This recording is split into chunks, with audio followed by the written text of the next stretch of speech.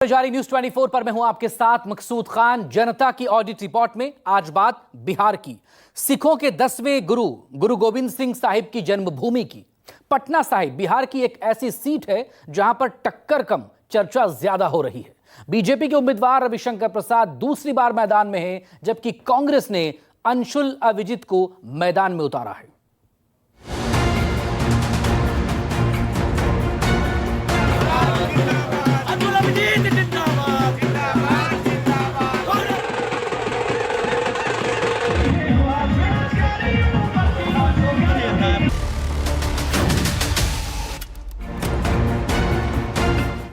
बिहार के पवित्र स्थानों में एक पटना साहिब, सूबे की राजधानी, जहां से उठने वाली सियासी लहर का असर न केवल सूबे पर पड़ता है बल्कि देश की राजनीति पर भी। गुरु की धरती पर एक बार फिर चुनावी दंगल सज चुका है। बीजेपी ने पेशे से वकील और कद्दावर नेता रविशंकर प्रसाद पर दोबारा भगवा लहराने का जिम्मा सौंपा।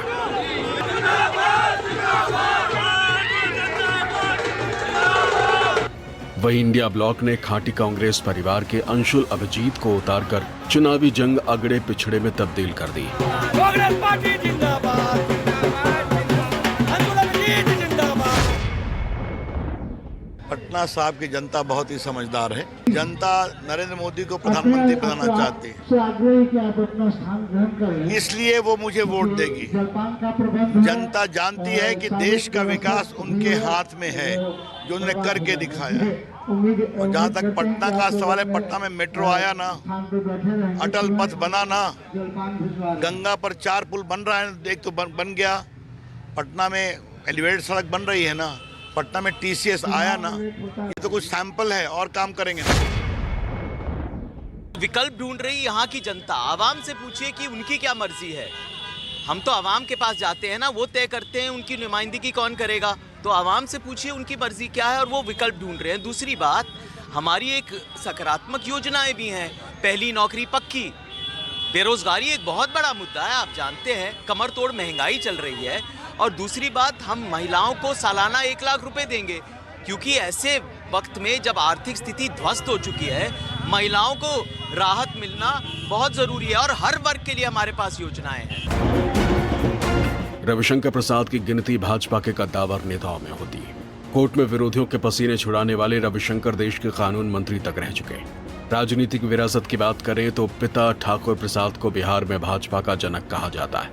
संघ की पृष्ठभूमि पर पले बढ़े रविशंकर प्रसाद 2 मर्तबा राज्यसभा सांसद रह चुके और 2019 में पहली बार लोकसभा के मैदान से राजनीति में आगाज किया। वहीं कैम्ब्रिज यूनिवर्सिटी से पीएचडी होल्डर अंशुल अभिजीत उप प्रधानमंत्री रह चुके बाबू जगजीवन राम के नाती। मां मीरा कुमार लोकसभा के अध्यक्ष रह चुकी हैं। विदेशों से पढ़े लिखे अंशुल ने भी राजनीति का ककहरा घर के आंगन से ही सीखा।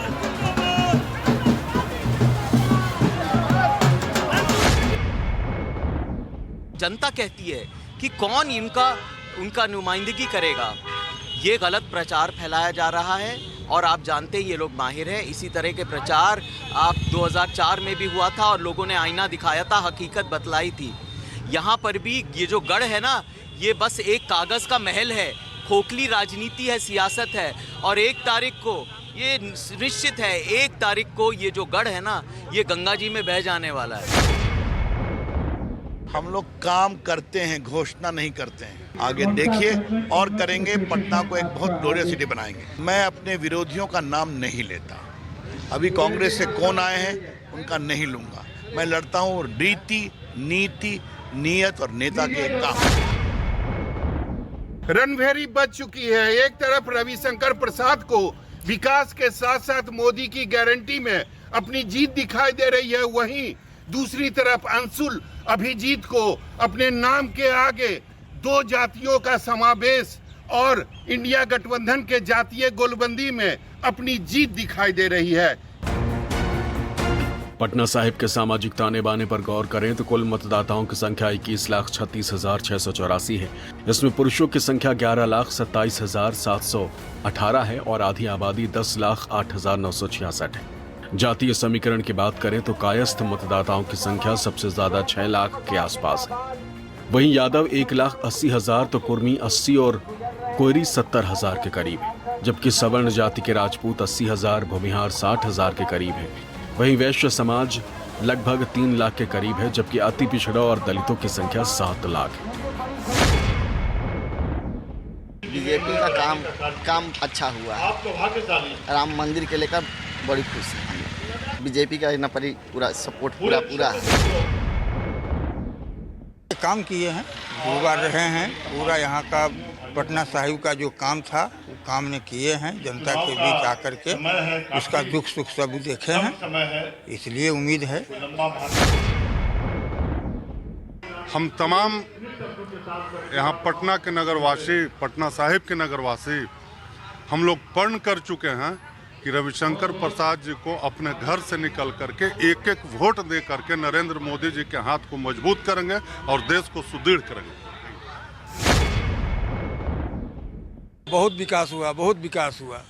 हम लोग को जो चाहते थे, सबसे आपको रोजगार में पहला नंबर आता है रोड चकाचक है। मूड पूरा मोदी मैं, भाजपा मैं है, और इसके अलावा और कुछ नहीं है। मोदी को देख के सब वोट करते हैं, इसलिए कोई भी खड़ा होगा मोदी ही जीतेंगे, और मोदी के नाम पर जो कैंडिडेट रहेंगे वो जीतेंगे।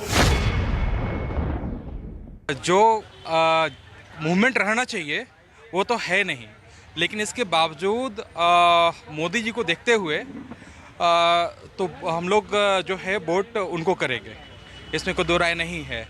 जो केंद्र के मुद्दे हैं उसके लिए वोट करेंगे।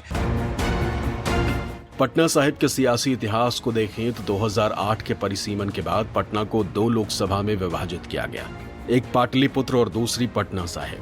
2009 में हुए पहले चुनाव में फिल्म अभिनेता शत्रुघ्न सिन्हा बीजेपी से सांसद बने। 2014 में शत्रुघ्न सिन्हा ने जीत का सिलसिला जारी रखते हुए पटना साहिब पर दोबारा कमल खिलाया, लेकिन 2019 में पार्टी ने टिकट काट रविशंकर प्रसाद पर भरोसा जताया। रविशंकर ने बीजेपी छोड़ कांग्रेस का दामन थामने वाले शत्रुघ्न सिन्हा को करारी शिकस्त दी। यूं तो हमेशा से ही पटना साहिब लोकसभा क्षेत्र बीजेपी का गढ़ रहा है। हमेशा से ही बीजेपी के प्रत्याशियों की जीत हुई है। शर्त केवल इतना है कि जो प्रत्याशी होते हैं उनके नाम के आगे उनकी जाति यानी कास्ट होना जरूरी है। पटना साहिब लोकसभा क्षेत्र में कुल 6 विधानसभा है, जिसमें 4 पर एनडीए और 2 पर महागठबंधन का कब्जा है। कैम्ब्रिज यूनिवर्सिटी के पीएचडी होल्डर और मशहूर वकील की लड़ाई पटना में बयानबाजी से हटकर मुद्दों पर लड़ी जा रही। एक तरफ मोदी विकास मॉडल है तो दूसरी तरफ बदलाव की फ्रीबी। पटना साहिब में कायस्थ और सवर्ण बहुल जाति आंकड़े बीजेपी के पक्ष में जाते दिख रहे हैं, तो दलित, पिछड़ा और मुस्लिम इंडिया की ताकत बनकर उभर रही।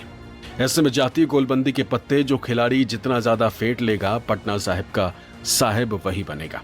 कैमरामैन ऋषि के साथ सौरभ कुमार, पटना साहिब, न्यूज़ 24।